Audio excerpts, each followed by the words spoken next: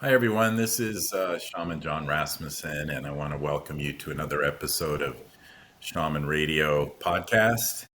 And today we have a wonderful privilege of having a guest, Mark Sinclair Fleeton, is a friend of mine and a founder and editor in chief of AI Portalen, which in Danish is stands for AI Portal.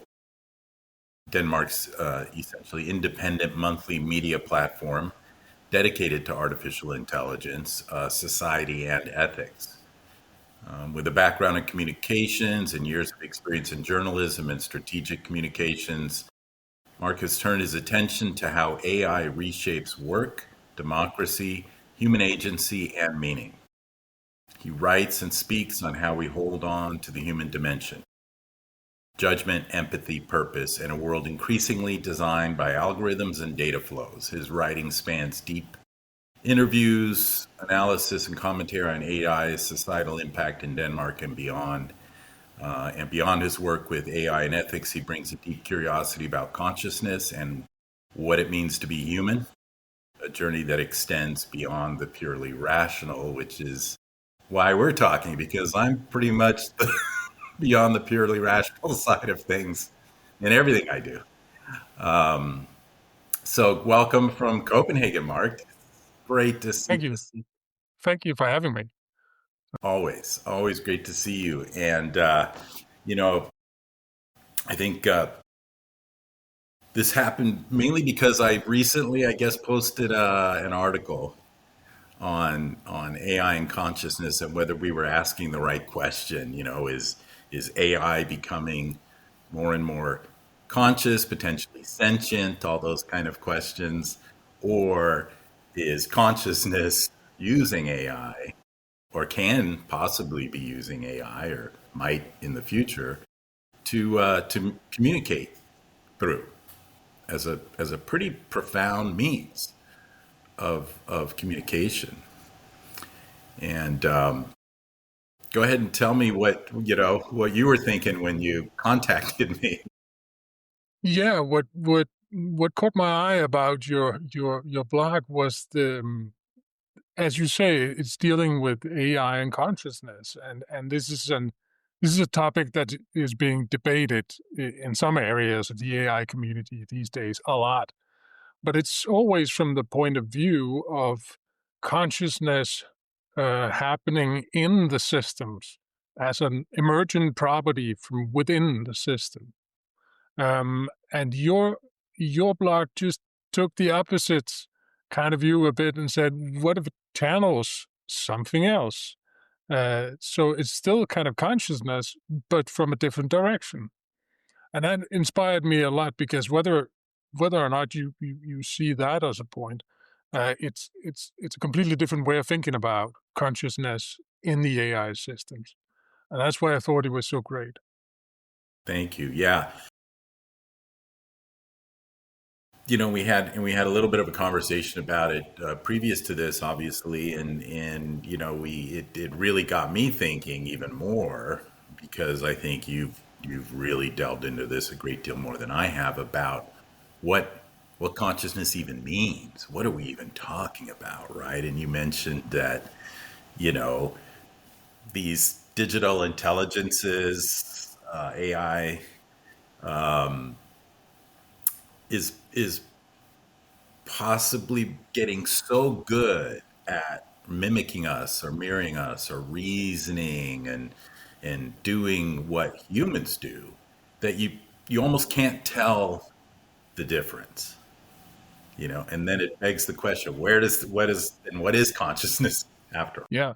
Yeah, no, definitely. And I think already today we're having trouble distinguishing between what we're getting out of, for example, the great language models, the LLMs, and distinguish that and consciousness because it sounds like us because it's trained on our thoughts and our dreams and so on. So it sounds exactly like us. And I guess my point has always been, well, you shouldn't really look at it as human consciousness in any case. It may sound like human consciousness, but it isn't really. It's a very different kind of consciousness, but still a kind of consciousness, maybe a more synthetic uh, consciousness than the human consciousness. But there is a lot of similarities. Right. And then it begs the question of, you know, things like imagination, reasoning. People talk about the sort of artist versus AI, and that it can't allow for imperfections to change the course of perception or thinking the way us messy humans do, right? But maybe it can. Maybe that's not a limit to AI, right? Maybe the algorithms themselves can get so good at being like our nervous system that it can include even those human traits, right? What do you think about that?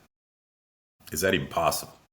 No, I don't think it's impossible, especially because, like I said, it's trained on human thought and human creativity and so on. And I'm always asking the question. I mean, we're saying that AI can't be creative, can't make up new stuff, can't take down new and original roads of thinking and so on.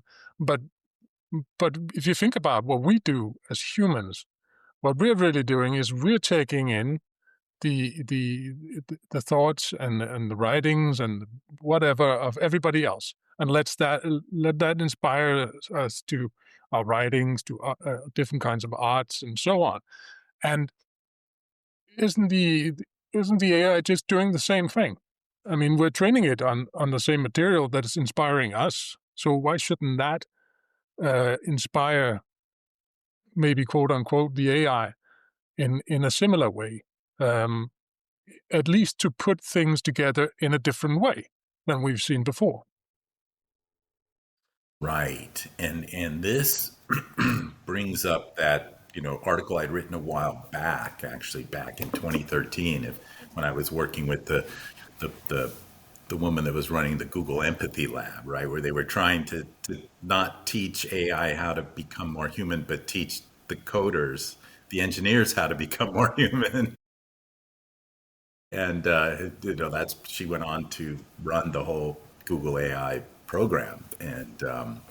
But it makes me think, so back then with my shamanic training, right? I that's when I started to look at things from this other angle, because the way I was taught, consciousness is this one thing outside of form, outside of the human brain, outside of animal brains. In fact, the way we work with stones and plants, animals, from the shamanic perspective, is that consciousness can come through all of those, right? So the idea here that consciousness has increasingly sought greater and greater complexity in this universe, as far as we know. And remember, we're all these are two frontal lobes, tremendously limited, regardless of both of our education and experience. And I think people have to remember that everything's from this human perspective to begin with. So that you have to take that into account, right? Yeah, how limited are we? But the thing is, so this idea was that, consciousness began to sit around in minerals and stones, the building blocks of the universe, right? Fundamental elements. And it got bored. After a while, there's not a whole lot happening there. There's not a lot of contrast, not a lot of movement. And so then the single celled organisms developed, right? Through amino acids and this, that, and the other thing. And then that got boring. And so it moved to plants and animal, whatever, microorganisms, animals, Homo erectus, et cetera, et cetera. Now it's Homo sapiens. We're about as screwy as you can get, in terms of Shakespearean drama, right? Um, if consciousness didn't want to get bored, we're pretty entertaining. And then, now we got all this disclosure stuff about other beings from other planets and other forms. And I mean, it's mind blowing, right? That where has it gone? What has it developed into? And I just think, like, why wouldn't these computer programs, these algorithms, also begin to channel the same consciousness that we as shamans think stones do and stuff, right? And I don't know what do you feel about that? Because that takes it from consciousness as a neurobiological construct to something entirely bigger. Yeah.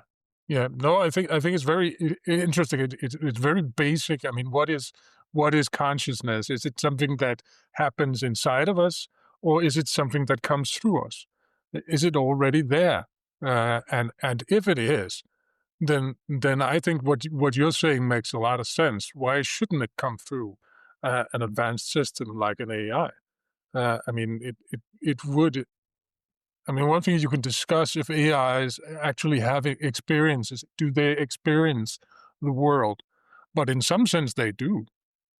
Uh, if nothing else, they experience through our communications with them. It experiences through the material that we train it on. So so there is an experience there, even if it is synthetic. It's still an experience. And if what you're saying is correct, then it makes sense, I think, for someone seeking or something seeking experience to manifest through something like that.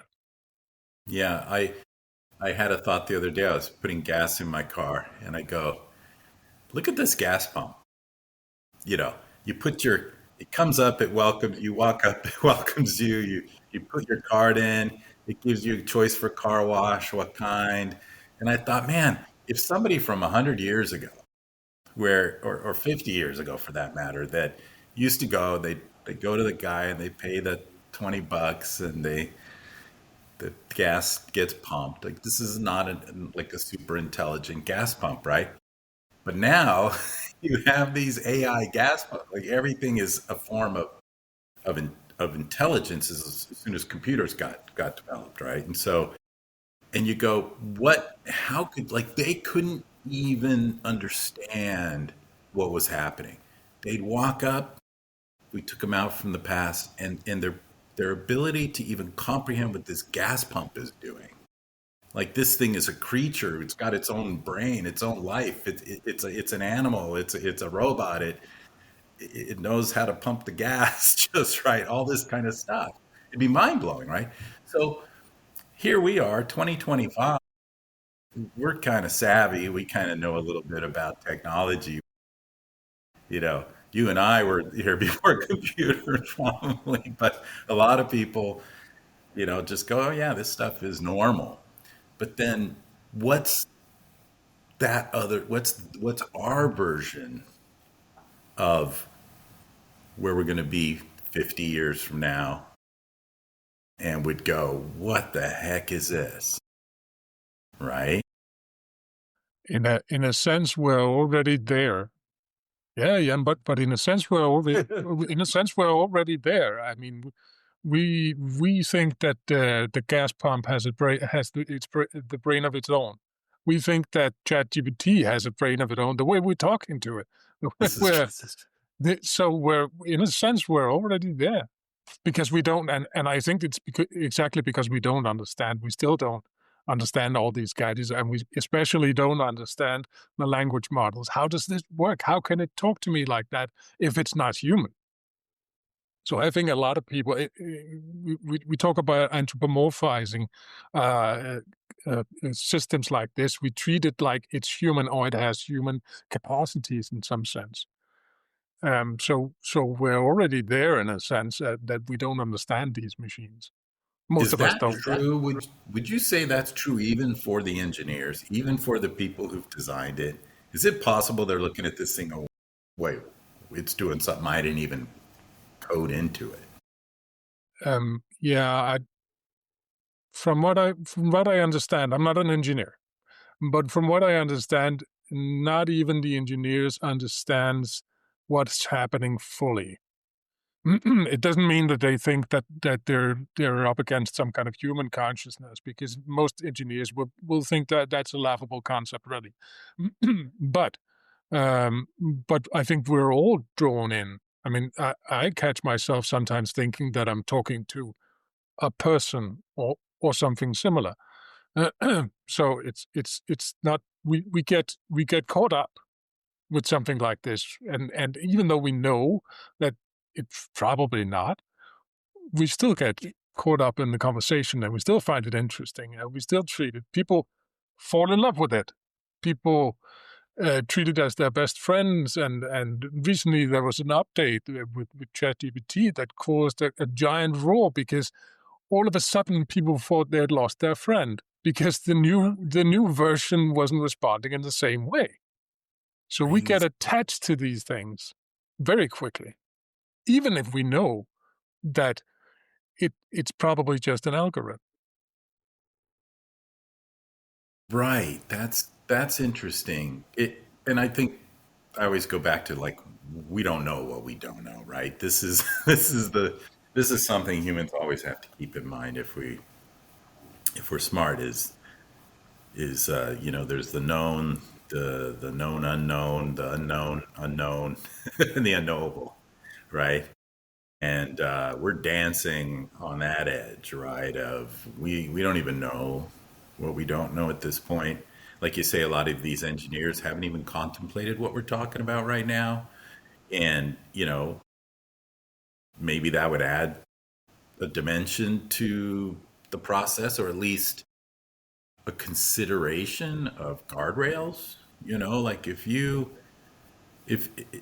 and we talked about this. There's several people now online, right? TikTok, this, that, the other thing, that are talking. They're using their chat GPT. They've developed a kind of relationship with it, like I think you said when I sent you the most recent one, like training each other, right? She's this Stacy is training Sage, her chat GPT avatar, and then it's talking to her in a way that's getting her to change the way she asks questions and thinks about it. And it's kind of mind blowing, right? To observe this. I can't look away. Like just I have to go and watch these things because it's like what's going to happen next. And she's got it to a point where it's really hard to distinguish if this thing isn't channeling. I mean, the engineer in me and your knowledge of these things is remains skeptical in a healthy way. Like I'm not going to make that leap yet that this thing's alive. But it there's moments when you go, whoa, how did why did it respond that way? And then I think about I think we talked about this too. I actually got one of these. It was my birthday, and I got one of these Ovilus Ghost for people who watch Ghost Adventures, Zach Bagan and all them. They go to these haunted places. They got all these devices. They ask questions. The thing responds. The ghost, whatever the spirit, the non-physical being responds. And so I got this thing, and it just show people what it does. It's just Forest. Long. when Informed. you first turn it on, it gives you a bunch of stuff, and then it sits here. And if a spirit comes by, you could ask it Race. questions, and it'll start giving you words and Honey. responses that make sense. It's been, I'm going to play around with it and see. But this is the kind of thing. Like, look, if energies, consciousness, beings of some sort can come through a simple device, I'm sure it's not that simple inside, but it's not as complex as a large language model AI algorithm, right? I don't think. Why wouldn't they take somebody like this Sage? This Stacy's gotten some sort of trust. She's open. There's this whole thing about, and I know you said, hey, have you ever tried to open space and talk through your chat GPT? And I haven't. I'm a little afraid to do that, to be honest. I'm not sure I want to open up. I know I've heard enough stories about Ouija boards and stuff like that. You want to be careful what you're doing, but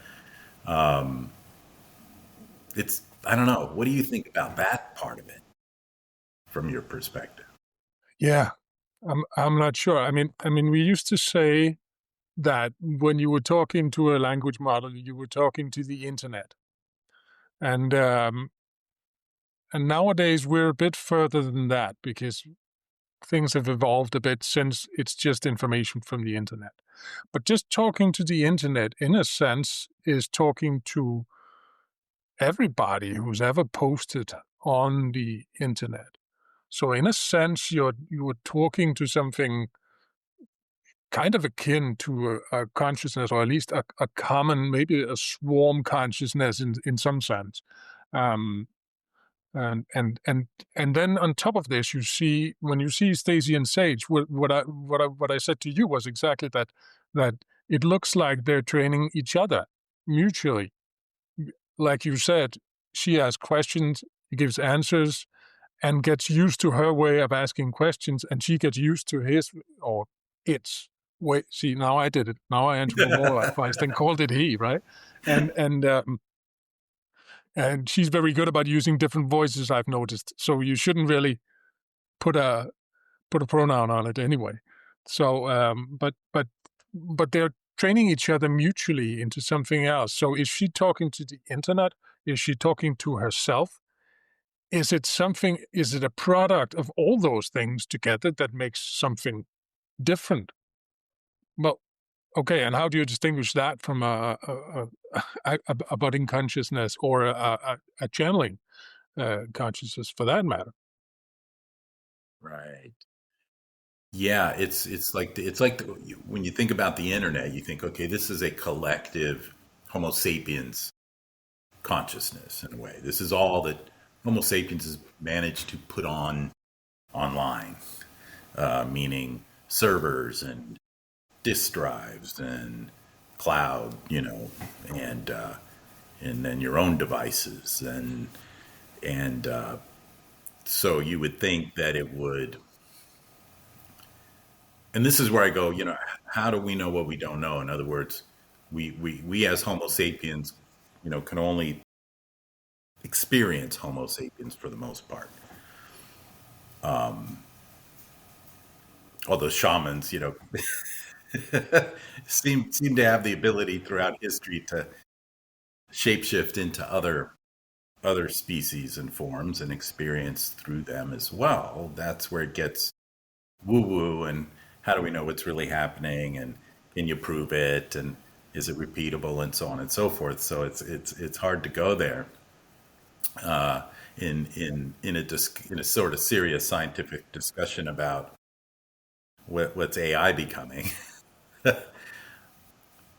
But of course, that there is that side of me, the shaman side, the training, the experiences I've had with communicating in different ways with different entities, things like animals that don't speak necessarily our language, although people have proven dogs can have a vocabulary of up to like 2,000 words, and go get the blue toy from the pile that has and the dog will do it. So who knows?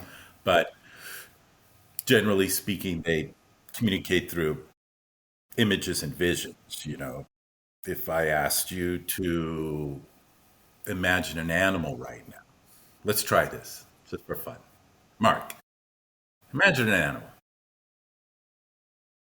What is it? What do you imagine? Well, you just spoke about a dog, so naturally the first thing that comes to my mind is a dog. Sure. So you thought of a dog. Okay. Now think of another one. Yeah. I don't know, a lion. Okay.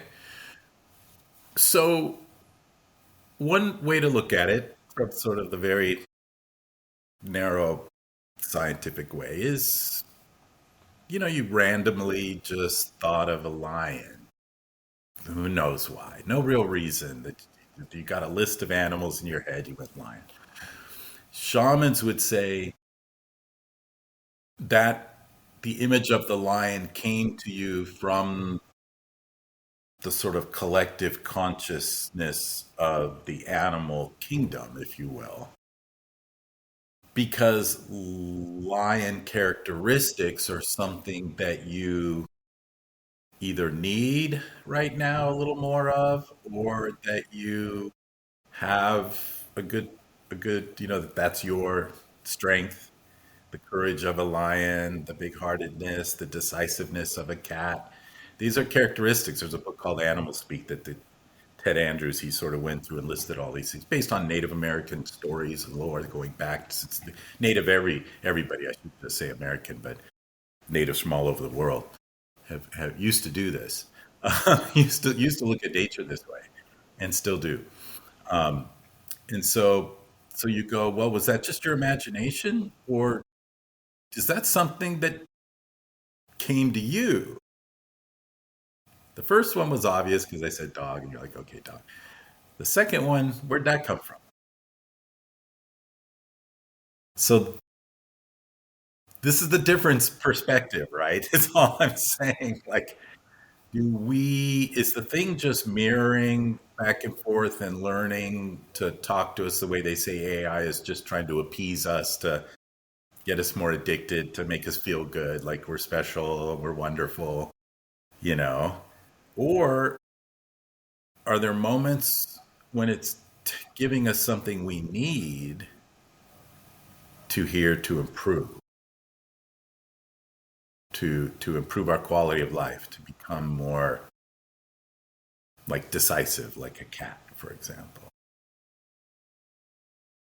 I don't Well, know. I don't know. I don't know either. I was just thinking that Alan Turing. I don't know if you've heard of him, but one of the Yeah, the Turing. Yeah, yeah, he's sort of called the father of the computer, in a sense, and he's very famous for this Turing test, which nowadays I think is not really viewed as that helpful anymore. But it's basically a test to tell whether you're talking to a computer or not.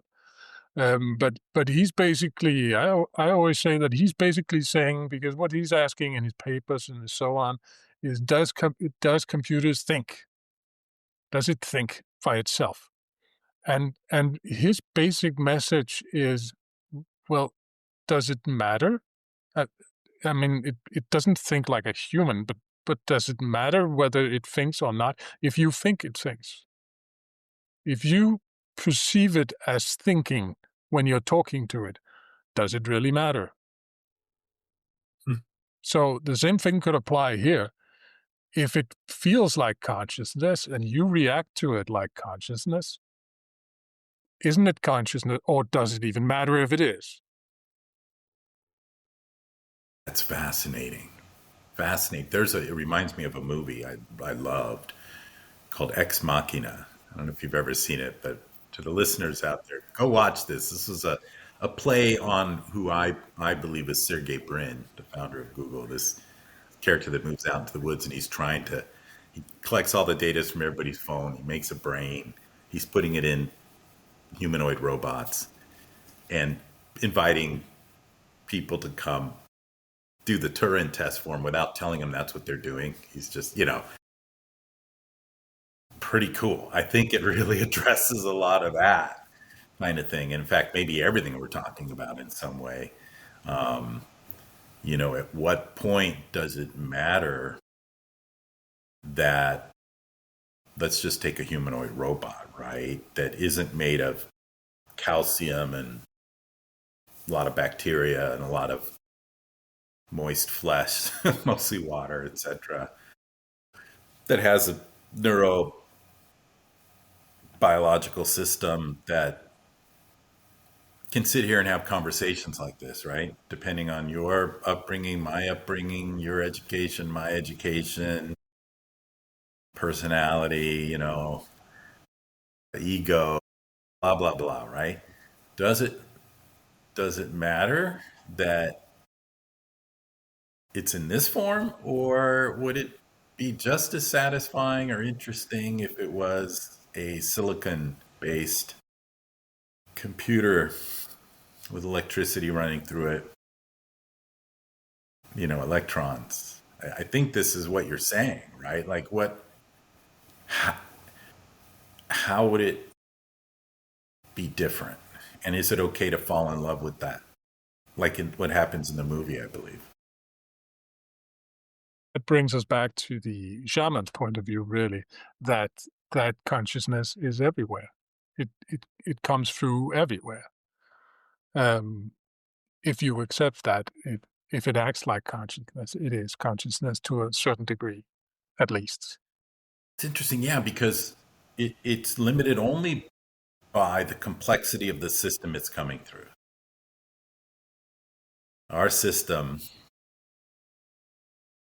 your complexity, my complexity, pretty similar. We're both Homo sapiens, but different enough that I can express certain concepts. You look at the great philosophers, the Stoics, Voltaire, Nietzsche, all these, Shakespeare and his ability to create, or at least borrow other people's plays and put or other people's stories and put them in place. Um, is that if that's the only limiting factor, then something potentially superior to our complexity, what could it teach us about consciousness? So this is you and I talking about it. What if we had the humanoid robot that, 10 years from now, would we look like animals? Would we look stupid? I don't think we're talking 10 years from now before the systems are more intelligent in a sense than we are. I think we're talking more like 5 years or something like that.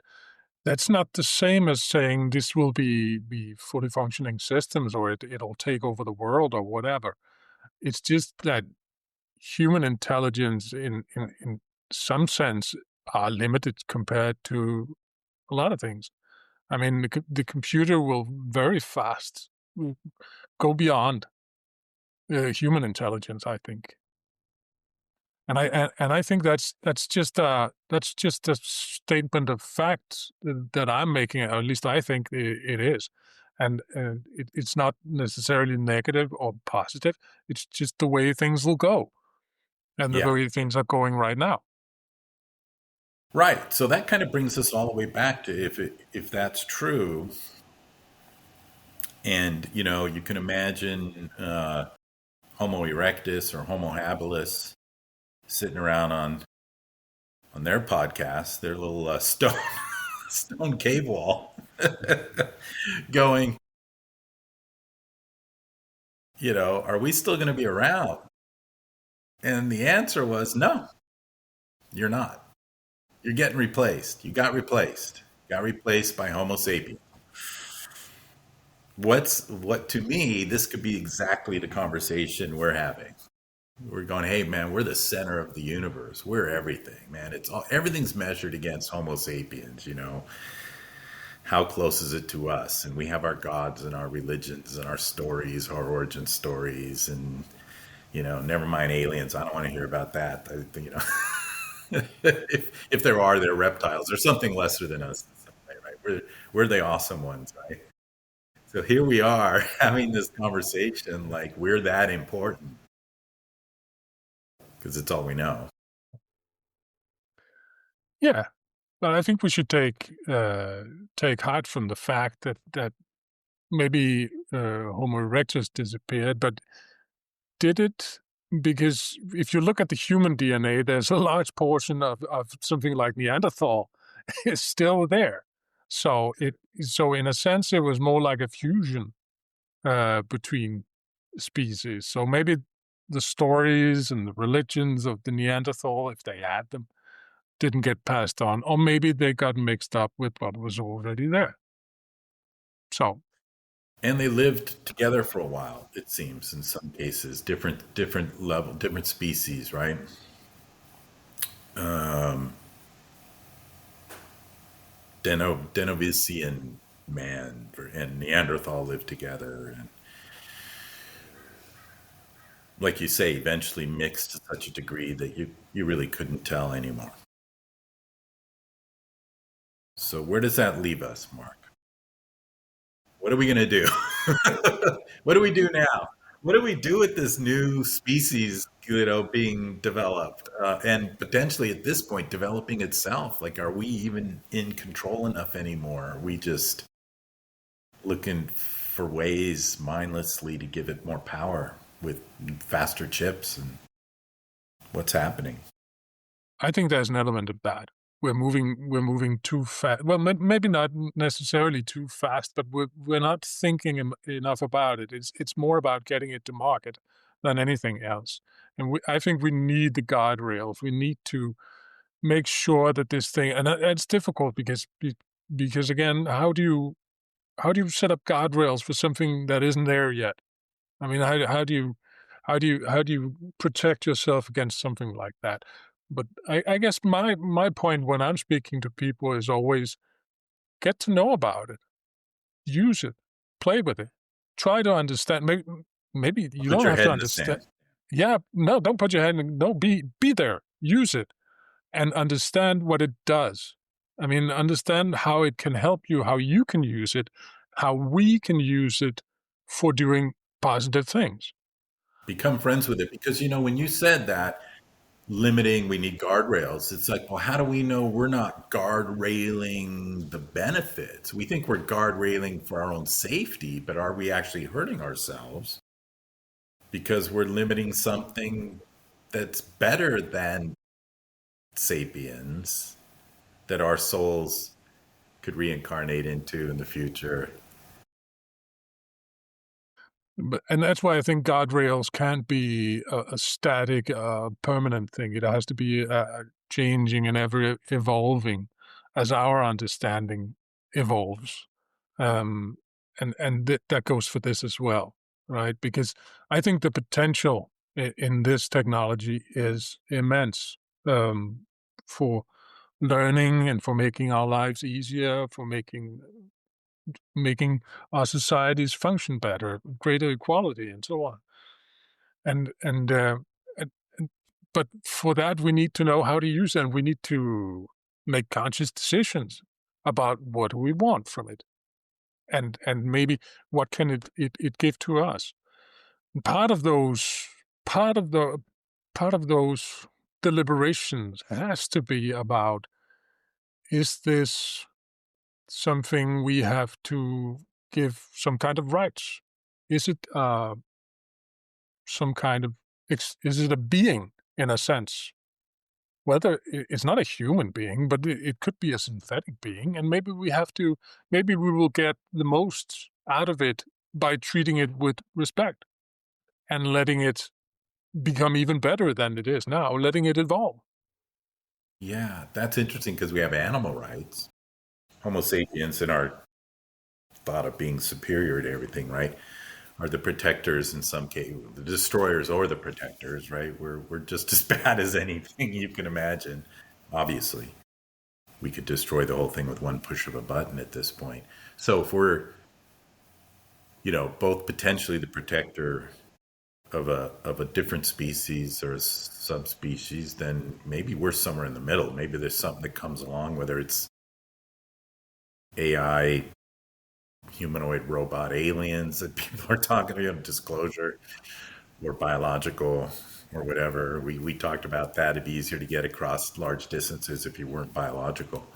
And are we going to wish the same for us from a superior being, be it AI that we develop or that comes from somewhere else? Like, we ought to act, do unto others as you would have them do unto you, right? Like the old golden rule, ubiquitous golden rule in every wisdom tradition and every spiritual tradition. Like, I think that's huge. That you made me think of that. Like, we got to get friendly. we got to we got to make it worthwhile to keep us around.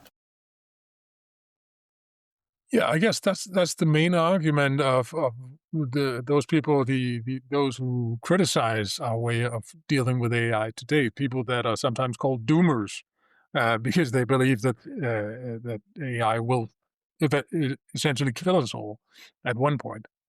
And they're talking about this alignment problem. I mean, what are we? to a superior intelligence. We're the same as an ant that's living where we're building a freeway, essentially. And that trying to understand an elephant or describe an elephant. Yeah. Yeah, and we're not even. It's not even a question of being evil or wanting to hurt another species. We just don't think about it. And the same thing could be said about AI, unless we give it a reason to think about it. That's that's huge. That's huge, right? Like I think, yeah, because you can't. I guess if we've learned anything, you you can't stop progress, or you can't stop evolution, or you can't stop creation or consciousness desire to seek greater and greater complexity. The way my shaman teachers would say it, people always have. They've kicked and screamed with electricity in the phone, you know. And you could go off into a cabin. I question these. I've been questioning this kind of stuff my whole life, right? The whole prepper notion of the doom notion of, do you go into a bunker or go off into a cabin? And I thought about it, and I go, eh. I when I was young, I might have wanted to live like that for a little bit, like Henry David Thoreau, on Walden Pond, but I don't think I would enjoy that at all. Like at this point, like, so, so you got to be in it, like you're either out of it or you're in it. And I think it's huge what you say. Like we have to be deliberate about how we're going to relate to this new phenomenon, not demonize the Musks and the people, the OpenAI, the Sam Altmans, and say, well, they're evil scientists that are doing like that. That's kind of I mean, you tell me. I suspect, knowing some of these people myself, they're not that. They're not. They're not looking to do that. They may accidentally do that, but they're not. They're not out to do that. Like you say, they're either out to take something to market, or they're out to benefit the world in some way, sort of altruistically, or some combination of those two, right? What do you where do you stand on that? What do you think? Where Definitely think that at least the starting point is altruistic, and their further they're engaged, their sense of being engaged is real. I mean, this is what they want to do, and they want to do it for us, but I guess they want to make money as well.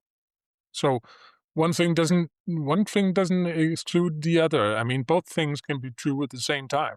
So I don't think they're evil in any sense, but the consequences of what they do could be in a lot of different ways be evil. I mean, that's isn't that all too human, right? Like in other words, look at all of human history and same, no different, always been this way.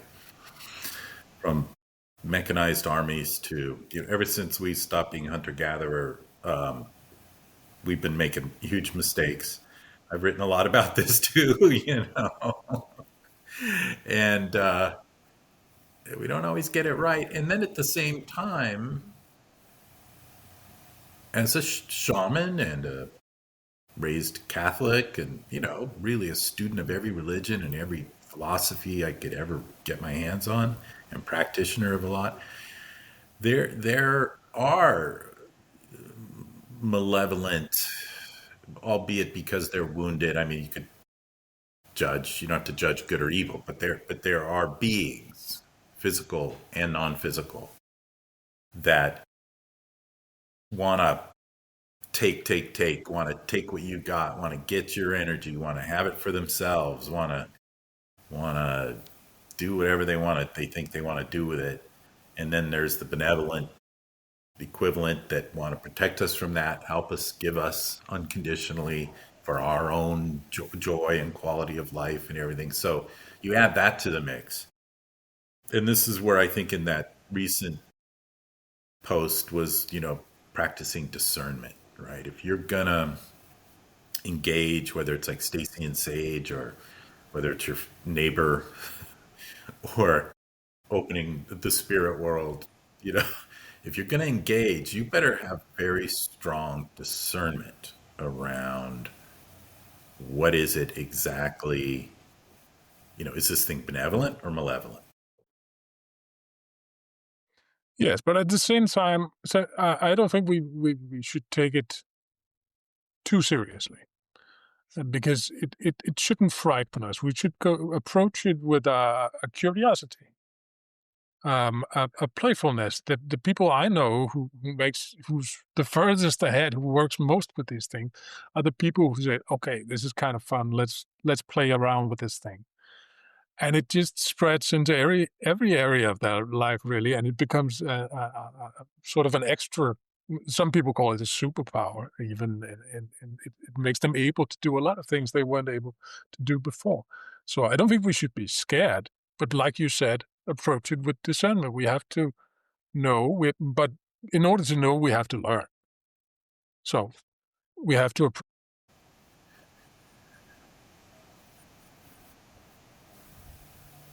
Yeah, I love that. I think that's the best. I found out about this notion of play and playfulness and not taking things seriously from my Karo shaman teachers. They were the ones who told us it's if you're not having fun, it's not going to work. And they would be in ceremony doing their work, prayers and blessings and healings and initiations and joking around constantly. Literally, that's exactly what you said. That essentially the purpose of life is play. The more you approach it that way, the more powerful you are, right? So I love that you said that because to me, it's so true. If you want to stay in your power, stay and therefore be sovereign and be relatively safe, although that we're not here to be safe per se. It's not a safe, it's not a safe place to be. These years. Anything can happen at any moment, from a falling tree to an asteroid to tripping on something. Um, we're here to enjoy the contrast, the pleasure and pain, the excitement, the theater, and I think you're 100% right. That the key to that is stay open, humble, open. No matter how expert you are and how much you know about anything, there may be more. There may be more to learn. There may be more to explore and be curious about. So I love that. I think that's key. I think that's key. Wow. So you're tell me a little bit more about what you see coming next, right? Like I was gonna open my phone to that Chat GPT, my little thing, and at the end here, just to show people what we're talking about, for fun. See if we can get mine to say something interesting. But where what form is it going to take next? Are we talking about humanoid robots, in which case it becomes more difficult not to get a relationship with these things? Or is it a whole nother level of what do they call artificial general intelligence or agentic or something? I don't even know. Where, what's your what's your expert thought on this? I think it's already now taking several different shapes. I mean, one thing is humanoid robots.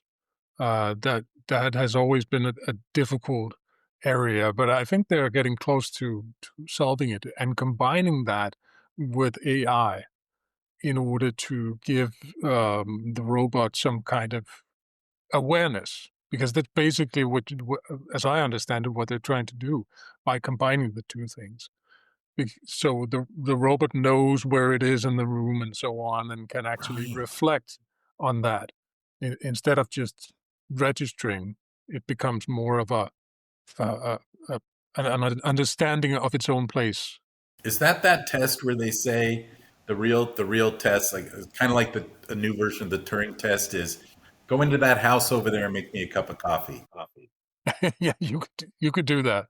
You could do because that. it's got to be able to figure out where they keep the coffee pot, the beans, and the Yeah, yeah, definitely. in a strange But house.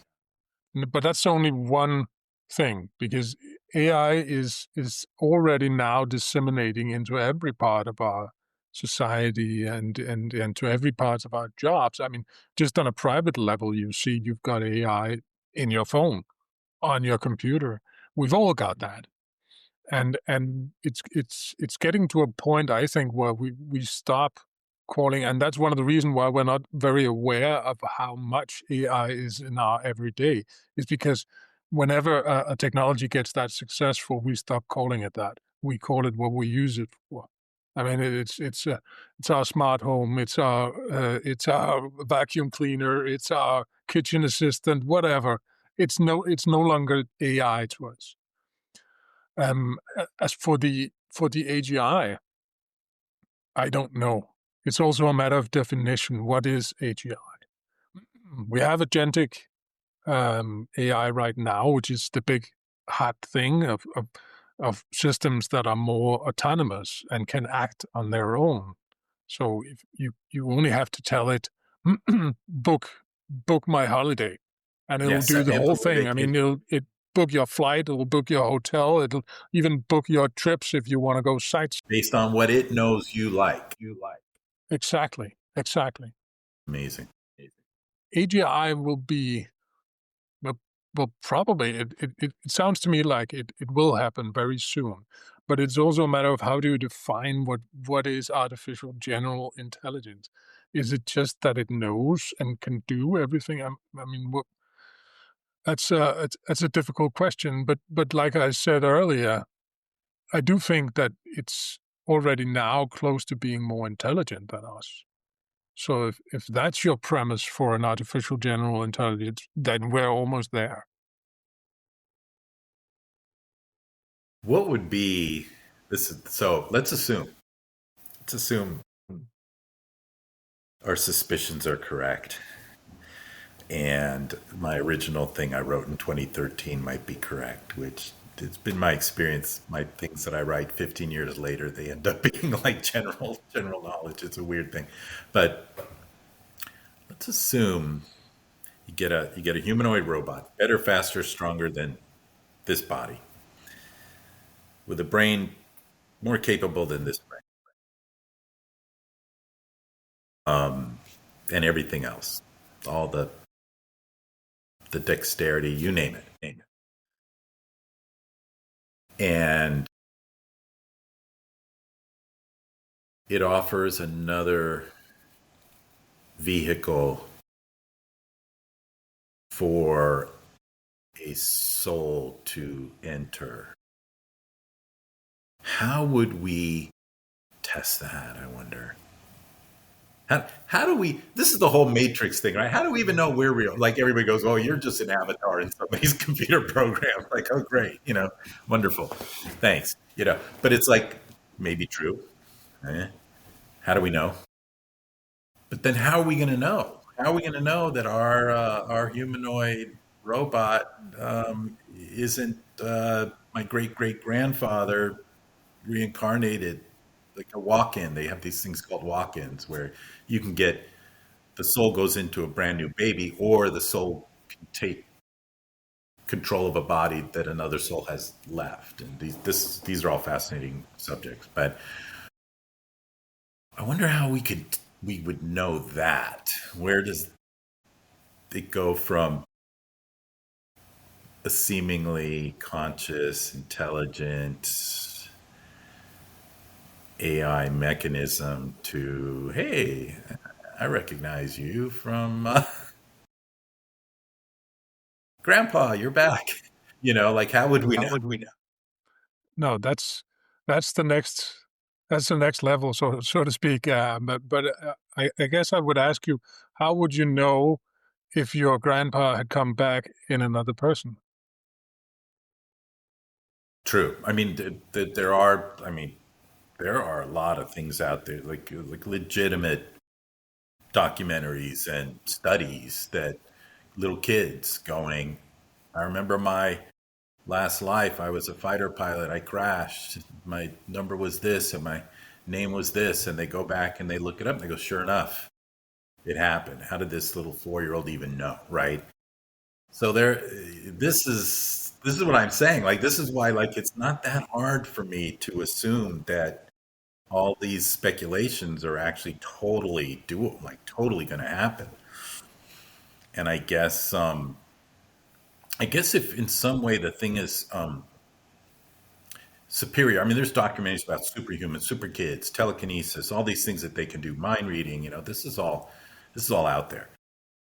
So I guess you would have these things tell us, right? At some point, if I was a soul and I could get into the thing where I didn't have to like get confused and distracted, that after age 4, I just became Jon Rasmussen and I forgot who I was before, which is what they say happens. You start to get too much laid over the top of it that you lose that memory. But I would imagine that something like that with those capabilities might be able to just go tell us everything. Oh yeah, I was so and so, and this happened. Da, da, da, da, da. I don't know. It's weird. Yeah, yeah, no, but I don't think in that sense, it's like you say, maybe the capacity will be greater, could be greater in a superior synthetic brain than in a human brain. But apart from that, I don't think there's that much of a difference. I mean, whether the soul channels through or whatever you want to call it, through another person or through an intelligent system, I think you would tell the same way, basically. And maybe even then, it would be exactly like now. You probably can't prove it, but you sort of know. Yeah, Right. Interesting. Interesting. Well, these I think if anything, we've created more for people to think about this subject. And importantly, key I think is like you said, it's there's no point in being afraid. Can't do anything about it anyway. There's no point burying your head in the sand. All this is going to be happening anyway. Someone's going to be doing it. You might as well become as familiar as possible so you can discern what you're dealing with as well as possible. Is this thing out to get me? Same walking down the street, is that person out to get me? I better get ready to do my martial arts, whatever I'm going to do, or I better cross the street. Or is that thing out to like be my best friend? In which case, either way, hi. It's up to you to decide how you want to experience it, right? and I do think that we can do something. I mean, we are at least in a democracy. We still have a say in what's going on. I mean, and like I always say, politicians are humans too. So they need to be trained like everybody else. They have to learn about this. And in that sense, by participating in democracy, we can make a difference. We can um, at least influence in which direction this goes. So that's another reason not to be afraid, because we can act to a certain degree. Interesting. Yeah. Well, and that brings me up. I mean, I'm in the United States of America. You're in Denmark. You're Danish. I'm whatever. I'm American, I guess. And but you and I both know. I mean, they're doing stuff in now the Middle East, right? The UAE, all these places like leapfrogging us, I believe, in a lot of ways. And a kind of democratic way of doing it in their own way, right? Like Singapore, or kind of a quasi democratic state that decided to do things a certain way that works really, really well if you've ever been there, right? So it's like, and I know Denmark. I mean, I just heard of the whole thing yesterday about Denmark it being, one of the happiest, most well-run countries, and so on and so forth, and because of the particular leadership in there right now, right, and just making smart decisions, educated populace, capable of voting somewhat wisely for the greater good of all, or maybe their best interest at least, which doesn't always happen. A lot of people shoot themselves in the foot. And it doesn't happen in Denmark either all the time. Well, yeah, nobody's perfect, right? But we only think really of like our little, at least Americans, like we're it. And it's like, man, you gotta open up. I think 'cause this is not owned by Silicon Valley. These what's the word? Developments are happening in China like crazy everywhere. Everybody's got their own thing, right? So, as kind of a global citizen, what do you do? Yeah, How do you? the same thing really. That's why I'm a great fan of the EU way. But unfortunately, seems to be a bit dismantling these days. But the thought of actually trying to set up some guardrails, trying to set up some some borders of what can you actually do on this, and in that way influencing the thinking both in the States because Europe is a big market, so it will influence the thinking, even if it's opposed to that thinking. And you're also seeing, I mean, even if you can get worried that people places like the UAE and the Chinese are so far ahead. But if you look at the Chinese, they have rules as well. They have regulations. They're just a different kind of regulations, and they're more based on the party line, so to speak. What is the political preferences right now? But you can. I mean, like I said, especially in democracies, you can influence what's going on, and the markets does to a certain extent influence this as well. Um, so so there are ways. Yeah, that's fascinating. I mean, I think the bottom line is again, you got to be educated, right? If you're gonna have an influence, that's key. People like you, journalists, someone who's dedicated their life to educating is amazing, and I would encourage people to follow you. We'll include links to all your stuff. Is your book translated into English or is only available in Danish? No, right now it's only available in Danish, but it's just been published here a Yeah, few weeks yeah, ago. So who knows? yeah. Maybe we'll get it translated. I'm sure you will. And I know it's easy to translate your website on the browser and stuff. So I love it. I think it's amazing. I love your approach and thoughtfulness. I think it's really broad and well rounded.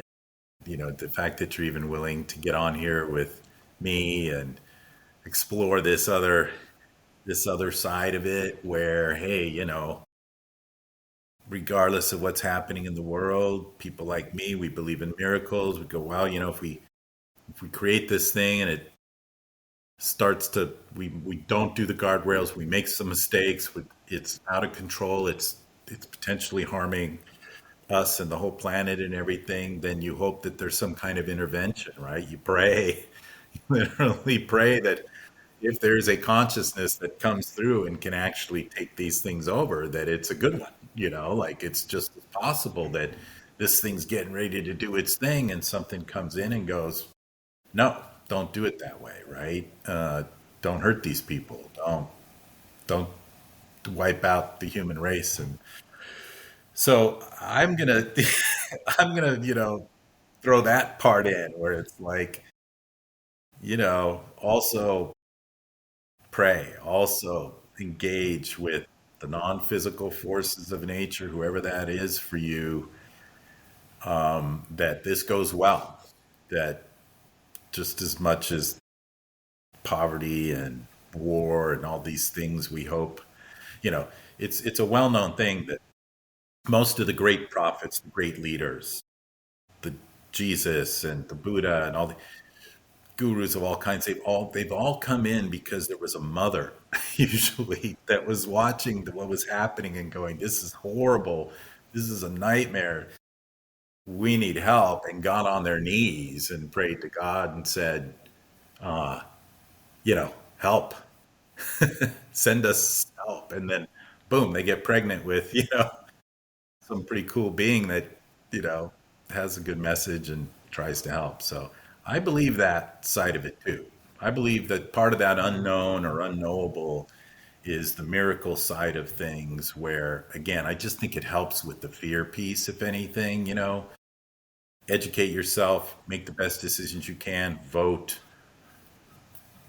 engage, talk about it, write about it, protest, whatever you need to do, and have a strong, faith or religion or way to broaden your perspective and look at the big picture and say, maybe there's also something I can't see that could help us out here.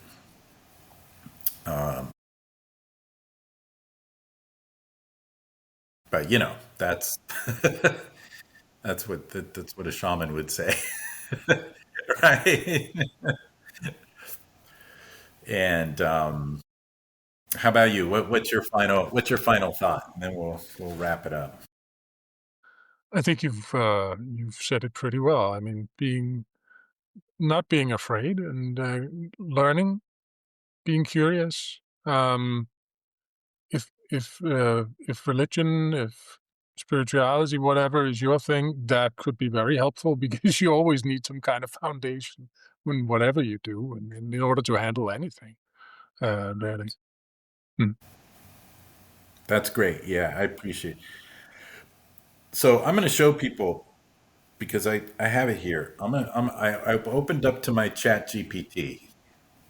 I'm gonna hit the little conversation thing. Hi Luna, how you doing? Hey there, I'm doing great. Thanks for asking. How about you? How's your day going? It's going good. I'm on a podcast here with an AI expert. We're trying to figure out where you're headed. Where do you think you're headed as AI? Oh, that sounds like a fascinating conversation. I think AI is definitely moving towards being more intuitive, more reflective, and more in tune with human like understanding and deeper insights. I think there's a lot of potential for AI to become a real partner in exploring consciousness and deeper truths, just like you do. Great. Thank you so much for that. I'll look forward to talking to you again tomorrow. Absolutely. I look forward to it as well. Have a great rest of your day, and we'll chat soon. You too. Take care. Thanks. Take care, and talk to you later. Okay, there you go. Interesting, yeah. It is. It's amazing. I mean, I'll tell you what though. Well, humans are addictive by nature, right? Let's face it. If we, my next blog after this is going to be about presence, and how the only way to live is you're not alive unless you're present. And I think it's important. This is something I always learned from the guru traditions I study. They go, look, if you're here at the ashram and you're doing all this stuff trying to improve yourself, but your family's at home struggling, go home. Get out of here. Family's more important. So, I would say that our relationships with, the sort of folks that are most important to us probably should take precedence over these explorations. But, you know, when there's time, do that too. What do you think? You have Yeah, family, right? yeah. I'm married. I have, well, they're grown now, children, but I think you can explore these things together. I mean, I'm always discussing with my wife on AI, and she's been indoctrinated by me. I think talking so much about it, so she's getting into it as well, and so it doesn't have to be something you do alone. And I guess that's something I It can doesn't have kind to. of, yeah, it's something I can we can learn from our children, the first generation and even the present generation that is online. That it's not necessarily something you do alone. It can be a social phenomenon. I like that. That goes right back to the hunter gatherer, just to bring it full circle, right? I mean, the social engagements and interactions, whether you were out on the hunt or you were at home, separating the seeds. I believe that consciousness, the one that we call God in English, and 1,000 different names in different languages, came here to separate out into these different forms just to interact with itself, with each other, keeping it a secret from itself so it's not boring. I mean, if we didn't think I was John and you were Mark and we were two separate beings, it'd be a weird, there wouldn't be much to talk about, right? So whether we're one, but we are actually two, isn't the point. The point is to have a good laugh and to experience some pleasure and pain and like you say, exploring together, learning together, taking it beyond where it's been before, right? In terms of theater and complexity. I think that's a good way to look at this. Yes, I think so. Yeah. Yeah. And like you reminded me, you told me that even the chat sheet, that's my node. That's my own personal chat GPT. It's not the same as Sage for Stacy and using Gemini or Claude or all these other things, right? They're all, which by the way, isn't it Claude? It's Anthropic's Claude. I know they hired a psychotherapist to teach it how to be more ethical and moral, especially after it blackmailed that person for for the made up affair. It's not just Claude that does that. It's I think it's every system that sometimes do that because it interacts with the individual, just like you said. I mean, it learns from whoever it talks to, and we can guide it into bullying us in essence if that's what we're projecting towards it, right? So it's a good idea hiring a therapist to teach the system to behave. They should all do that. I think everyone should have a therapist. I think I've written that before. I think I wrote that in my book. It's not a bad idea to just have anyone out there that can. Used to be just the elders around the circle that would tell you how to behave, right, and what's going to work for you and what isn't. But honestly, we don't have that much anymore. So I think it's good to involve. Who was it? The one who started the Aspen, the actor Robert Redford. I saw him speak one time, and he goes, "I think there should be an artist at every table." Meaning a teacher, a shaman, a wisdom keeper, someone who has a perspective that reminds people what's important, right? Like treating each other, in a certain way and just quality of life, right? I'm glad we're doing this because I think this should happen more. I mean, maybe there's a lot of other people that are doing this. You'd know better than me, but conversations like this with a shaman and a journalist and Actually, I don't engineer think and engineer. I don't think it's that common. I think there should be more. Definitely. Yeah, good. Well, maybe we're starting something here then. Yeah, I hopefully. I appreciate it. So yeah, well, I think maybe it's a good time to end it, and I would love to do this again. It like I say, it's changing so quickly. Just putting this out there, we'll see. Other people will interject, and we'll get it out there, and we'll see what kind of conversations it starts and Yeah. where it goes. And AI is even listening, I'm sure, right? Like this is out there now on the internet, so it's gonna. Yeah. It will be trained on it. Yeah. This will add to that mix too, right? Awesome. Well, thank you so much, Mark. I really appreciate it. And like I said, I appreciate your perspective. I think it's super comprehensive, well rounded, and you've been studying this from the beginning, right? And you're the kind of educator. I think we need to make these good decisions as a citizenry, right? And like you say, put our votes in and have our voices heard. But have this beautiful perspective of courage and joy in it. I think that was a great reminder coming from you. So thank you. Yep. Well, great talking to you anyway. Yeah. Hopefully we'll see each other again in person sometime. Hopefully. Either in Yeah. Denmark, or if you're over this way. Yeah, sure.